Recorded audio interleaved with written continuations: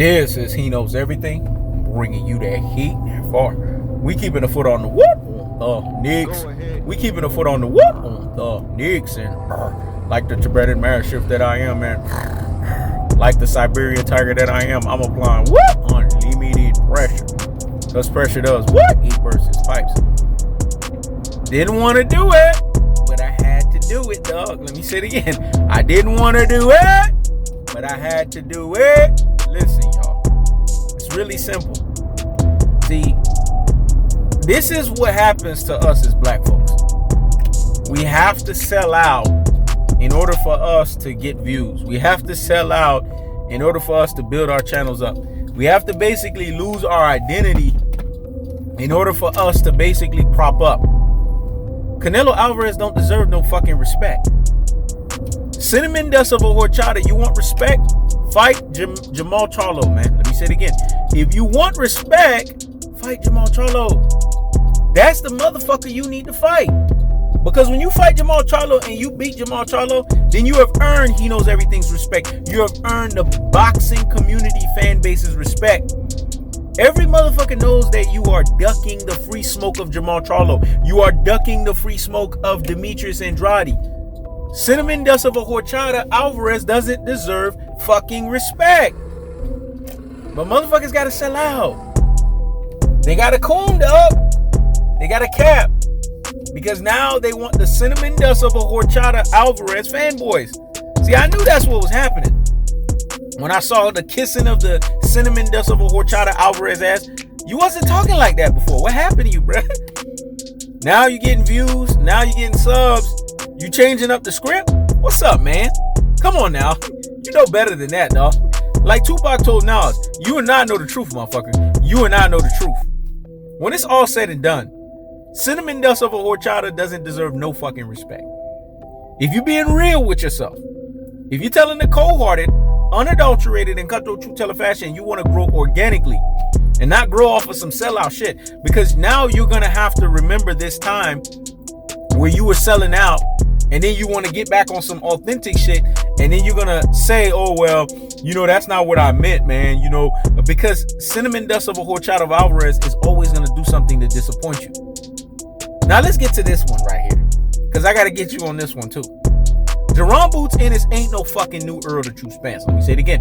Jaron Boots Ennis ain't no fucking Errol the True Spence. The fact that you said that Jaron Boots Ennis and Errol the True Spence is in the same breath, it's a things that make you say, It's a things that make you say, Jaron Boots Ennis is the new the Chihuahua barking behind the damn fence. Let me say it again. Jaron Boots Ennis is the Chihuahua barking behind the damn fence. He's the new fucking Terrence Bud Crawford.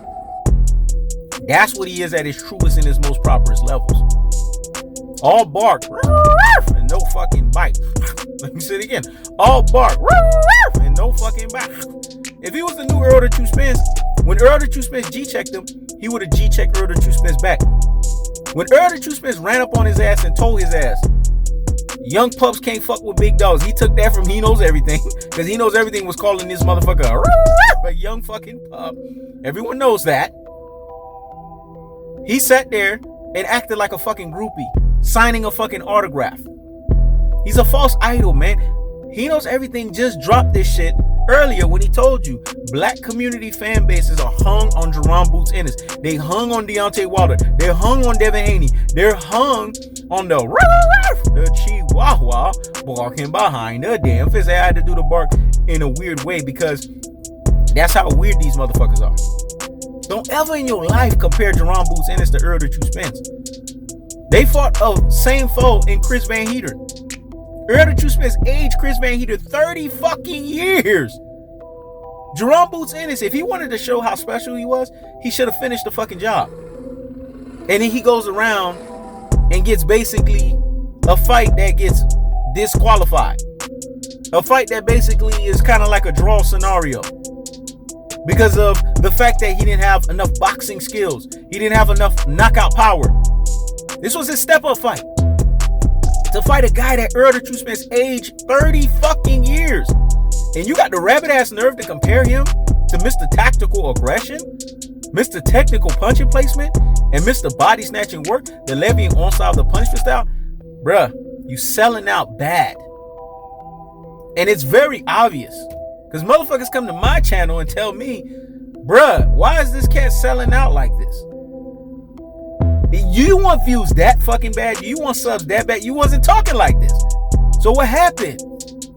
You stopped messing with He Knows Everything, you got off your fucking dean. This is the problem. When a lot of motherfuckers stop messing with He Knows Everything, formerly known as He Knows the Sport, they lose their fucking dean. Because He Knows Everything, formerly known as He Knows the Sport, keeps motherfuckers on their dean.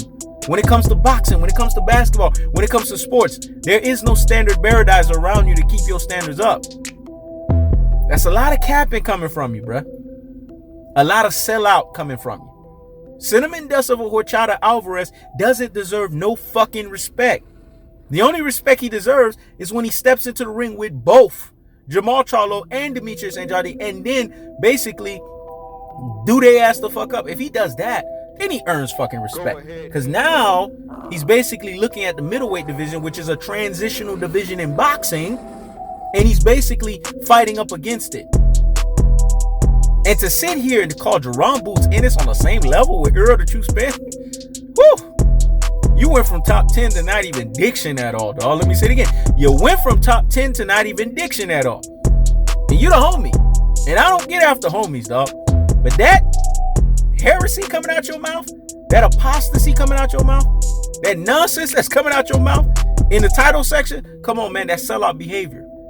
Because you and I know you better than this. The fuck you need to sell out for views and subs for? You are organically good in the way that you do shit. So why are you selling the fuck out? And the trip part about it is you my brother. I love and respect your ass. But I ain't gonna love and respect this shit. Everybody knows He Knows Everything. Anybody can fucking get it. You get out of pocket, you start saying some dumb shit, I'm coming after your ass. This shit that you just said about Canelo Alvarez, tighten the fuck up, dog. The shit that you just said about Jaron Boots Ennis, tighten the fuck up.